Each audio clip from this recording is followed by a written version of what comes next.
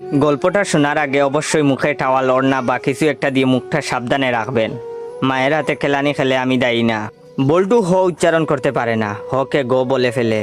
ক্লাসে নতুন ম্যাডাম এসেছে, এবার পরিচয় পর্ব শুরু হলো। ম্যাডাম বলল, হাই ছাত্রছাত্রীরা, আমি পাখি, এবার তোমাদের পরিচয় দাও দেখি। হাই আমি মন্টু, হাই আমি সেন্টু, এভাবে যে যার মতো পরিচয় দিল। এবার বল্টুর পালা। বল্টু বলল, গাই আমি বল্টু। ম্যাডাম বললেন, কি বললে হারামি? বল্টু বলল, গাই বললাম, আপনি আমাকে গাই বলেছেন, আমিও আপনাকে গাই বললাম। ম্যাডাম বললেন, কি তোর সাহস কি করে হলো আমাকে গাই বলতে? কে তোকে এসব বলতে বলেছে, বল আমাকে। বল্টু বলল, প্রধান শিক্ষক, তিনি বলেছেন ম্যাডাম এসে সবাইকে গাই বলবে, তোমরাও ম্যাডামকে গাই বলবে। বল্টুর কথা শুনে ম্যাডাম কাঁদা শুরু করলো। এমন সময় পাশের ঘর থেকে হেড স্যার আসলো। হেড স্যার আবার ক বলতে পারে না, ক কে প বলে ফেলে। হেড স্যার এসে বললেন, কি ব্যাপার ম্যাডাম এভাবে পাচ্ছেন যে? প্রথম দিনেই ম্যাডাম রে এভাবে পাদানো হলো কেন? হেড স্যারের কথা শুনে ম্যাডাম আরো জুড়ে জুড়ে কাঁদা শুরু করলো।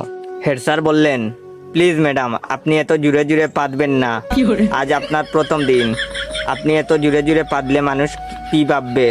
প্লিজ আস্তে আস্তে পাদুন, তাহলে আমরা ছাড়া আপনার পাদার শব্দ অন্যরা শুনতে পাবে না। হেড স্যারের কথা শুনে ম্যাডাম তো কাঁদতে কাঁদতে বেঞ্চের উপর শুয়ে পড়লো। এমন সময় টিওনো হাজির। টিওনো আবার শ বলতে পারে না, শকে ম বলে ফেলে। টিওনো, কি ব্যাপার ম্যাডাম, আপনি এখানে মুতলেন কেন?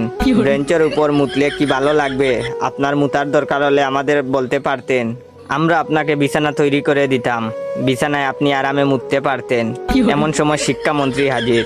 শিক্ষামন্ত্রী আবার উপরের সবগুলো সমস্যা বিদ্যমান। শিক্ষামন্ত্রীকে যে যার মতো ঘটনা খুলে বলল। বল্টু বলল, আমি ম্যাডামকে গাই বলেছি। হেড স্যার বললেন, আমি ম্যাডামরে আসতে পারতে বলেছি। টিওনো বলল, ওদের কথার জন্য ম্যাডাম বেঞ্চের উপরে মুততেছিল, তাই আমি ম্যাডামকে বিছানায় মুততে বলেছি। তখন শিক্ষামন্ত্রী বললেন, ও বুঝেছি, গাইটা পাততে পাততে বেঞ্চের উপরে মুতেছে। এটা শোনার পর ম্যাডাম তো বেহুশ।